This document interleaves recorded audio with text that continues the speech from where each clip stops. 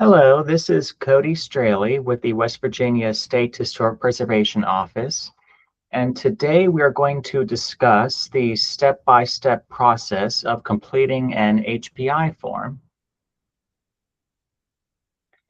We'll briefly discuss what is a historic property inventory form and why it's important. We'll provide step-by-step directions for how you can fill out an HPI form. And we'll provide tips and tricks for how to create good quality photos for this documentation. And now we're going to discuss what is a historic property inventory form and why they are important for historic preservation. So historic property inventory forms, or HPIs for short, are our office's state-level documentation. These are basically short forms that provide basic information about a property. We prefer to have people document properties in HPI forms that are more than 50 years old, regardless of their integrity or their condition. We use these forms to review properties and determine whether or not we believe that they are eligible to be listed on the National Register of Historic Places.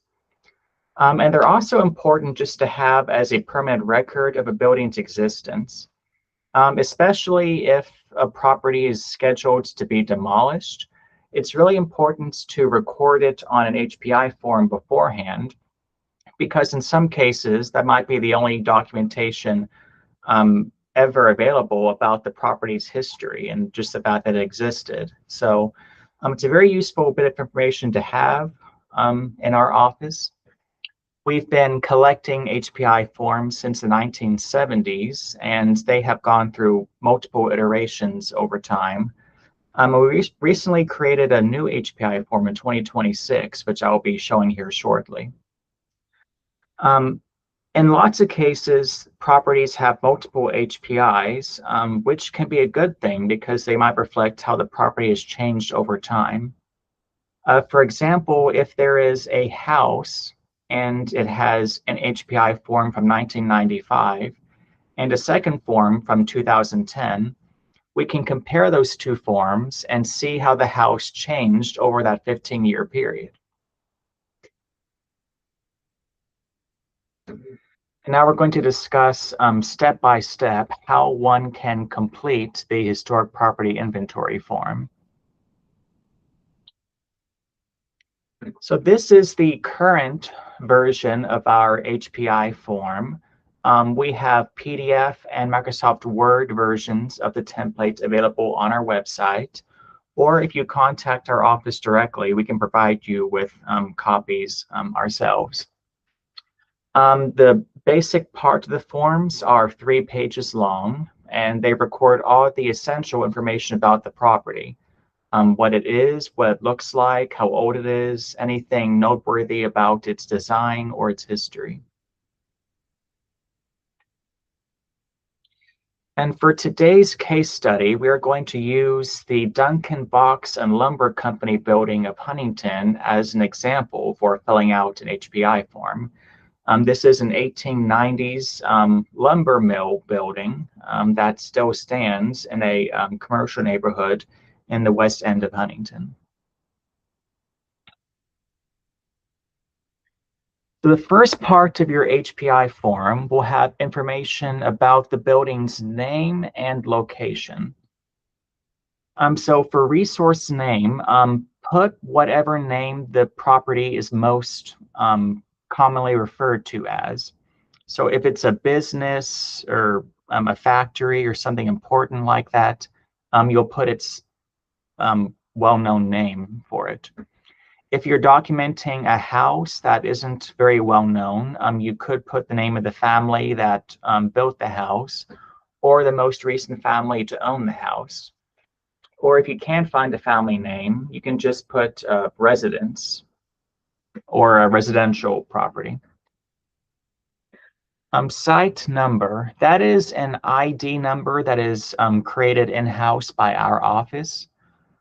Before you complete an HPI form, please contact our office to receive an ID number first, and we will send you the number and you can put it on that box. If you don't have an HPI number, just leave that box blank until one is provided. Put down the street address, the town, the city, and the county, of course. And you'll also want to have the quadrangle name and the UTM coordinates for the property. And both the quadrangle and the coordinates can be found using our own interactive GIS map, which can be accessed on our website, or we can send you a direct link via email if you contact us. I will show you our map real quick. So this is an interactive map depicting all of the properties we have on file in West Virginia. And in this case, we will just type in the address of the property in question, which is 1034 14th Street West in Huntington, West Virginia. Click search in the search bar, and it'll take you right here. The little gray circle is where the address locator will put you. So here you are at the Duncan Lumber Box Mill Company site. To get the quadrangle name, you'll just zoom out with your mouse further up out the map until you see a big square covering this whole section of the map. And in the middle of the square will be a name, which is your quadrangle name. In this case, this is the Huntington quadrangle, so you will put that on the HPI form. And then we'll zoom back here to the site. Make sure you click on the site again. And if you look at the bottom left corner of your screen, the UTM numbers are available on the bottom here. You've got UTM Zone 17 North, and then you have your easting and your northing numbers.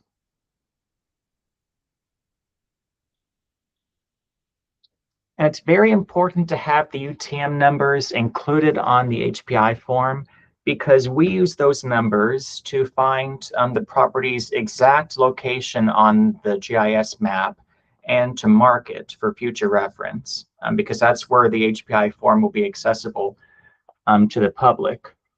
Street addresses aren't always accurate when you type them in, and not all properties have street addresses. So the most accurate location information you can have is UTM numbers. So if possible, please provide us with that information. On the second part, you'll put information about the building style and construction materials. Exterior siding, what are the outer walls made of? In this case, the factory is brick. It has brick walls, so we put brick for the exterior siding. What is the roof made of? In this case, it has a flat rubber membrane roof, so we put rubber membrane on roofing materials. Foundation, this building also has a brick foundation, so we put that. Window materials. This refers to the materials that are framing the window. Don't just put glass as the window material. All windows are made out of glass. Most are made out of glass, I'm pretty sure. So it's implied that the windows have glass in them. But for the things that hold the panes together, you'll write down what that material is. In this case, the building has original wood sash windows, so we wrote that the window materials were wood.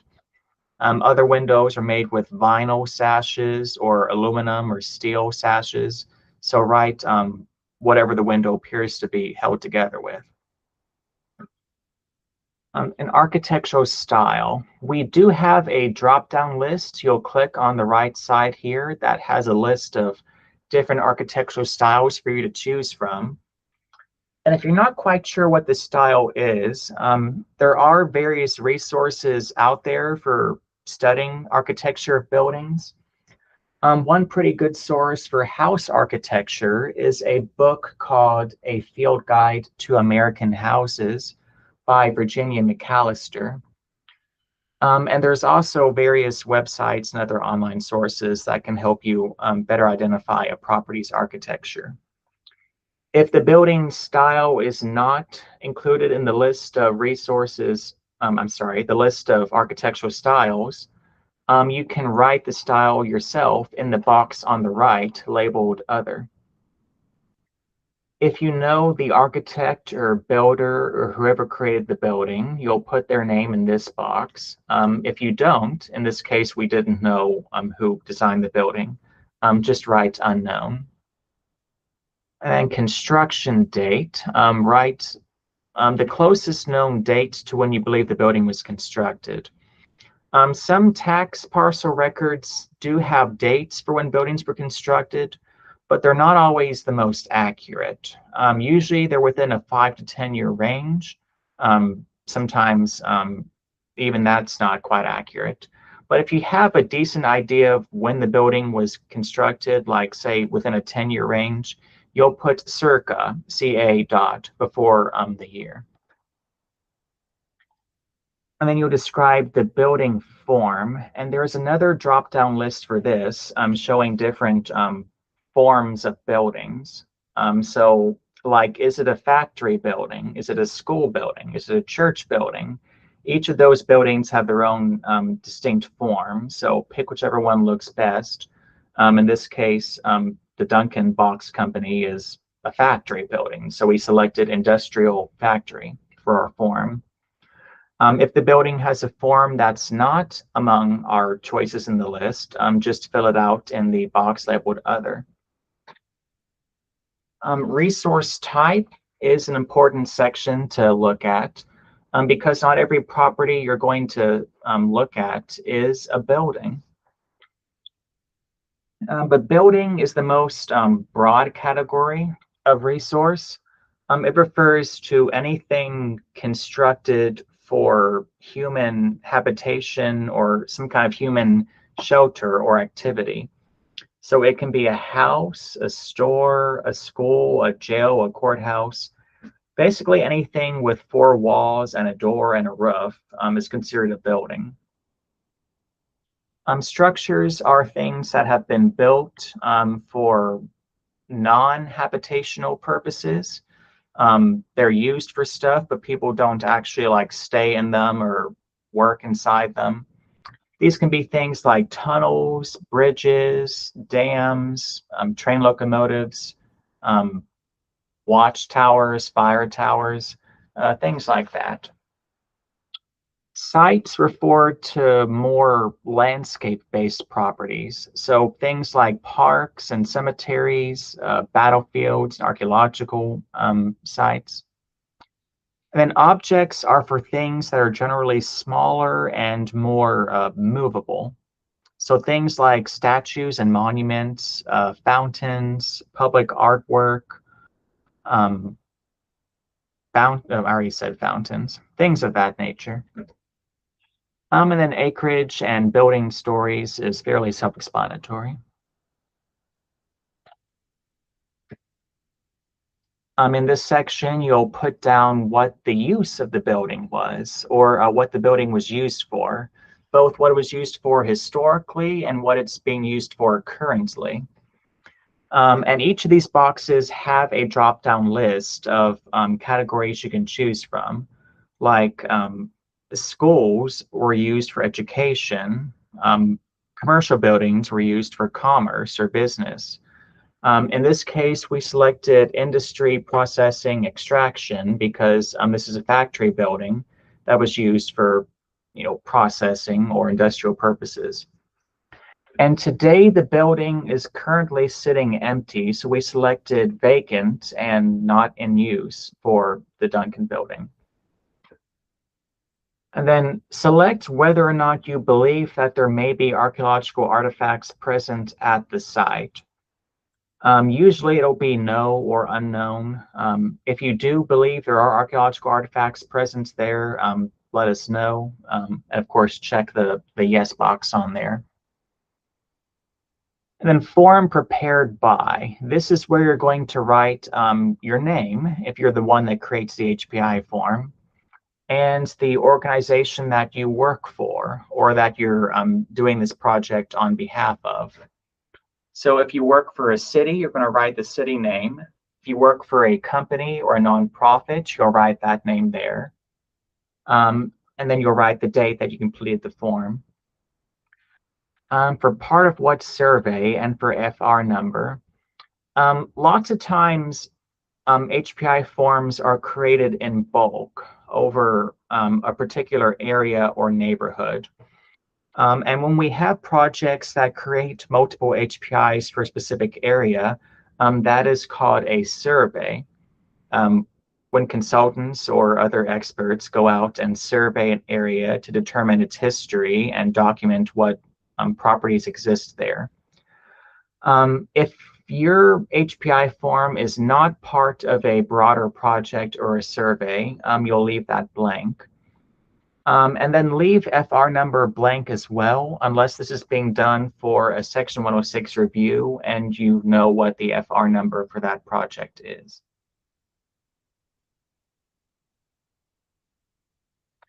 Place photo here. We strongly prefer that you put one picture in the box on the front page of the HPI form. That way, whoever reviews the form can quickly get a good idea of what the building looks like without having to scroll down to the bottom of the document and look for the other pictures. So please copy or paste, please copy and paste or insert a picture into the box here and size it to make it fit within the perimeter of the box. And then in our eligibility recommendations, here is where you will write your opinion as to whether or not you believe the property in question is eligible to be listed on the National Register of Historic Places. If you are familiar with the 4 criteria of eligibility from the National Park Service, criterion A, B, C, or D, you can note that as well in the box. If you're not familiar with those 4 criteria, don't worry about it. Just write in your professional opinion whether or not you believe the property has historic significance and could possibly be on the National Register. In this case, we wrote that despite some damage and deterioration to the property and a few replacement materials and the demolition of some side buildings, we do believe that the property is important enough and has enough integrity to be on the National Register. And it's under criterion A because it's connected to Huntington's early manufacturing economy. But this box is just for your opinion. Our office can review your opinion and we can choose whether or not to concur with the opinion.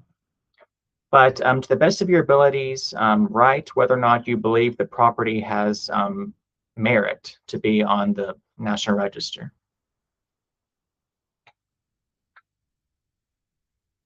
Describe setting. This is where you will describe the surrounding environment around your property. In other words, describe what's around the property. In this case, we noted that the Duncan building is in a commercial neighborhood that was formerly an industrial area. It's wedged in between a railroad line and a strip mall, and there are various storefronts up and down the street around it.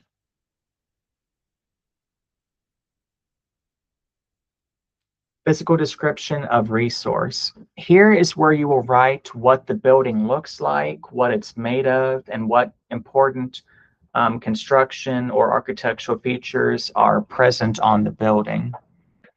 A good rule of thumb for this section is to pretend that the reviewer doesn't have access to photos of the property. So you want to be as descriptive as possible in your words so that the reviewer can read it and visualize in their head what the building looks like. In this case, we wrote that the Duncan Box Lumber Company building is a 2-story, rectangular, red brick industrial building. It faces east. It has 11 bays on the front facade, with 6/6 wood sash windows. And we noticed that the name of the company is hand painted on that brick wall and that it has a mostly flat roof. And we prefer you write at least a paragraph of information in the description, but as much as you want. There's no limits to how much you can write for the description. Additions or alterations. If it looks like there have been any changes made to the building or any additions constructed onto it, please note that in this box. Changes can include replacing the windows or doors with materials that don't look like the original ones, covering the exterior walls in a different kind of material like vinyl siding. Has the porch been enclosed? Has there been an addition built on the front or the side or the rear? Anything that looks like it's different from what the building resembled originally, you want to note in this box. And describe all outbuildings. If there are any smaller buildings associated with this property or that's on the property lot, note those here. Those can include garages, outbuildings, outhouses, guest houses, things of that nature. In this case, we noted that the Duncan building has a storefront building right next to it that was used for selling hardware purchased or manufactured by the factory.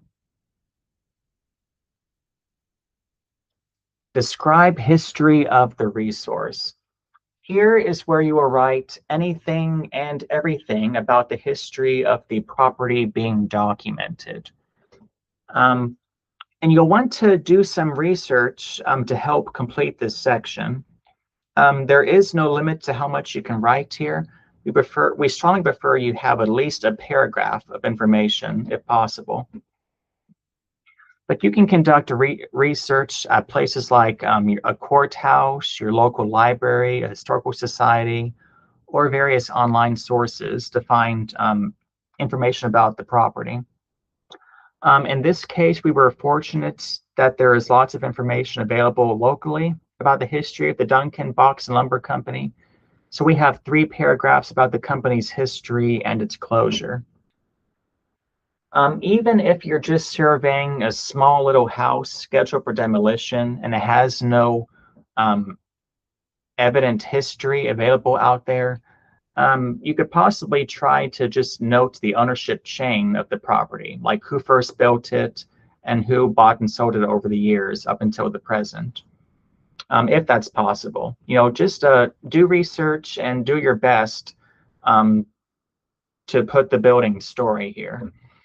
Because like I said earlier, a lot of these forms are made for properties that might end up being demolished. And in those cases, these HPI forms are the only records of the property's existence. So it'd be nice to have their stories recorded here for permanent records. Bibliographical references. This is where you will put the sources of information that you use for completing the HPI form. So anything you looked at when completing the form, such as tax records, courthouse records, books, newspaper articles, videos, interviews with locals, online sources, anything that assisted you in writing this documentation, you'll want to cite those in this box here. We don't have a preferred citation style for these references, but at the very least, we need you to put down the name of the person who created the source, the title of the source, the date it was made, and if it's an online source, please try and put the website link to it as well. And at the end of the document, we have continuation sheets.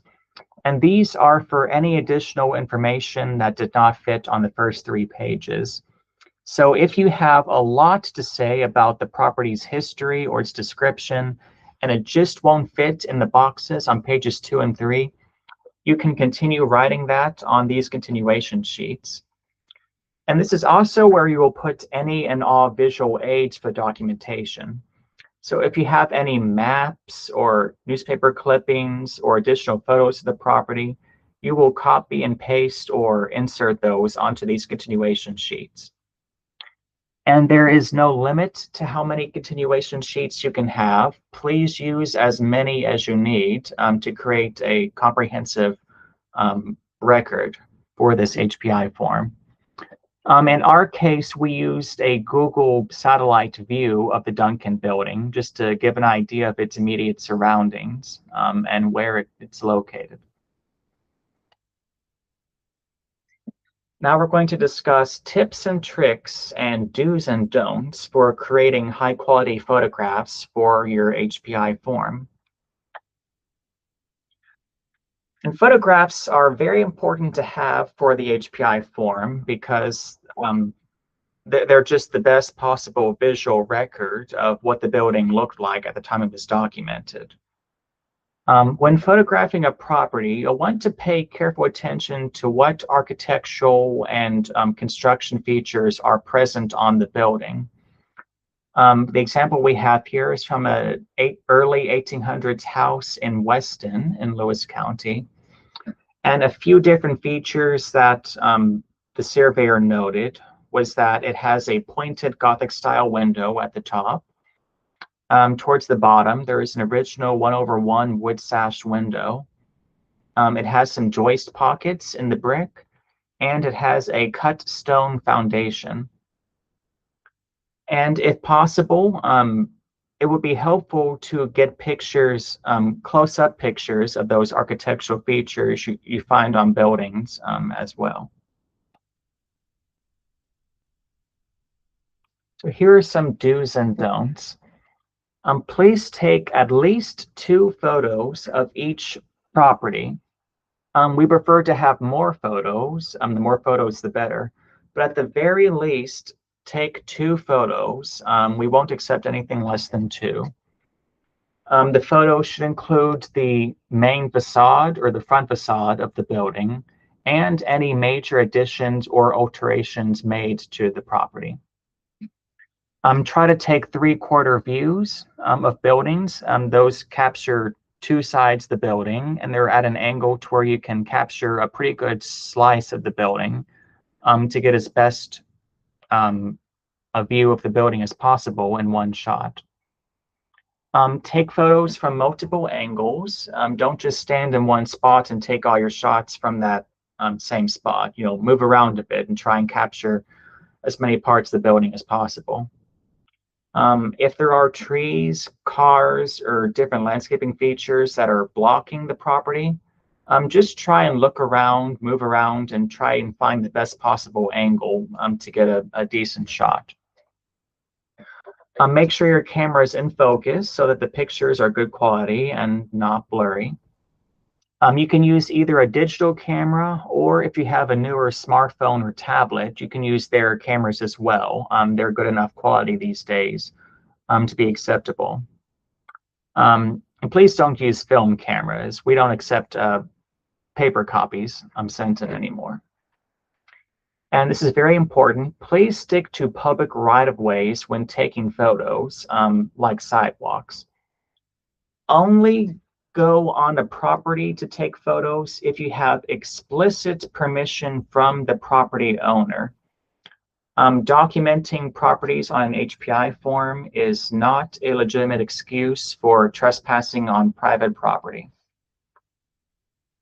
And here are some don'ts. Please don't take photographs from your car. Usually we can tell if a car has been, if you've been in your car to take a picture. If you're in your car, you often don't stop for as long as you need to get a good quality picture. You might be blocking traffic, which isn't fun. And often people get the mirrors or stuff caught in the picture. And you just can't get very many good angles of a property from your car. So please park your vehicle and get out and walk around the property to get some good wide-ranging shots.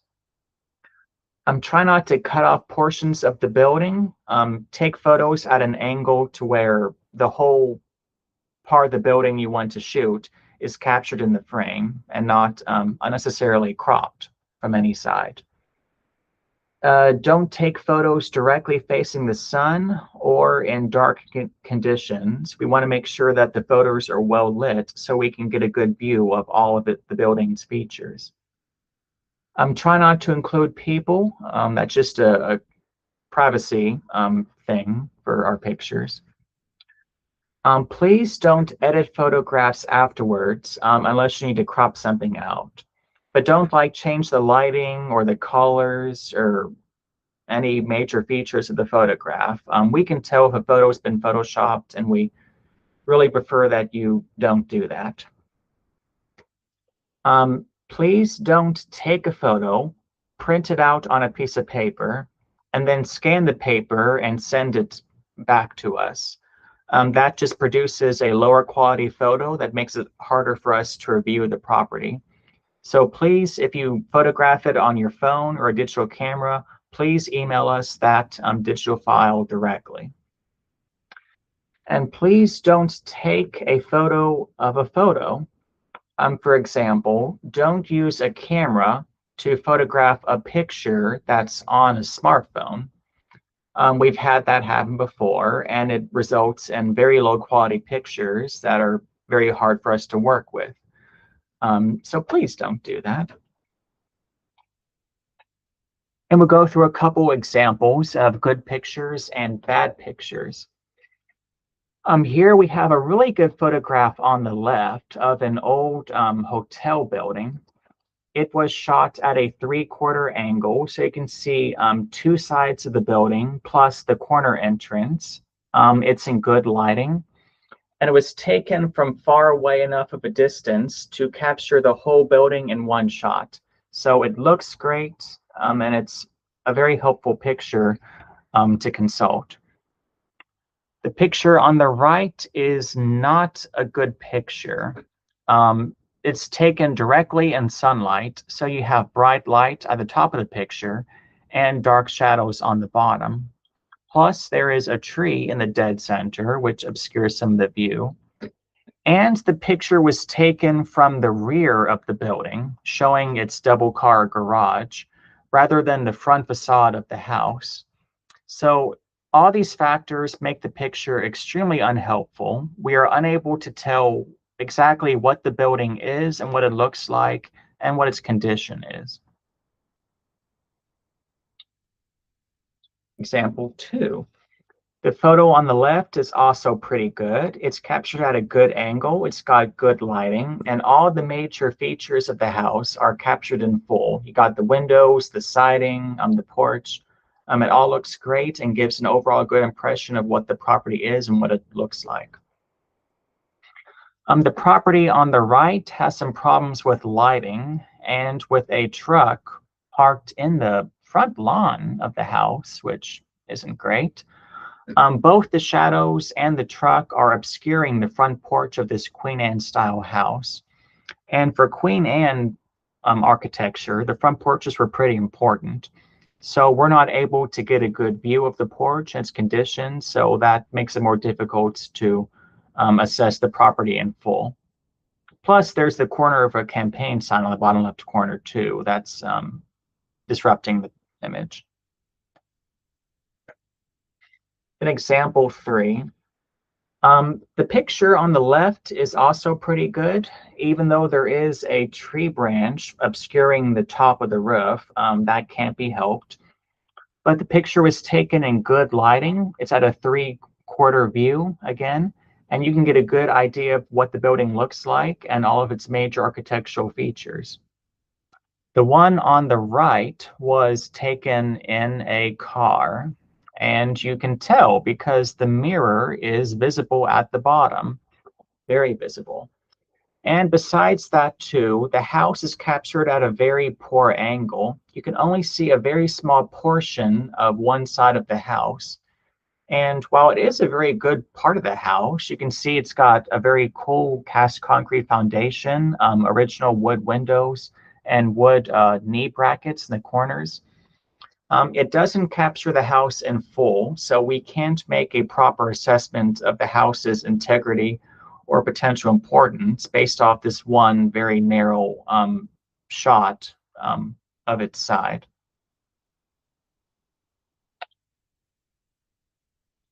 So this has been a brief overview of documenting historic properties on an HPI form. When you complete an HPI form, you will email that either to me, Cody Straley, or our Section 106 staff if it is part of a Section 106 review. And if you have any questions or comments about how to complete an HPI form, please contact me via email or phone number at the information provided here. So thank you for joining us, and we hope you have a good day.